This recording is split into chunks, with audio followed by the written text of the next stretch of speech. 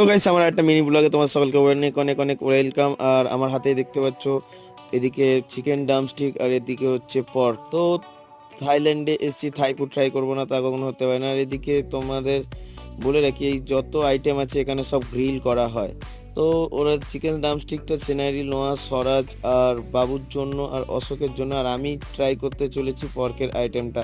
পর্কটা generally grill করা, আর এইটা যেটা দেখতে পাচ্ছ ওদের ওখানে একটা সসেস বানানো। তো সসেসটা বানানো আছে আর কি, সয়া সস আর কিছু আইটেম দিয়েছে। আইটেম মিনস কিছু মশলা ফসলা মেশানো আছে। তো আমি আর কি এখানে তোমার দেখতেই পাচ্ছ যে আমি জাস্ট আর কি সসেসের মধ্যে ওটাকে জাস্ট ডুবিয়ে নিয়ে জাস্ট একটা বাইট দিলাম। জাস্ট অসাধারণ আর কি টেস্ট ছিল। সত্যি কথা বলতে পর্ক খুব একটা খাই না আর খাইও নি, তো ওখানে গিয়ে পর্কটা ট্রাই করলাম।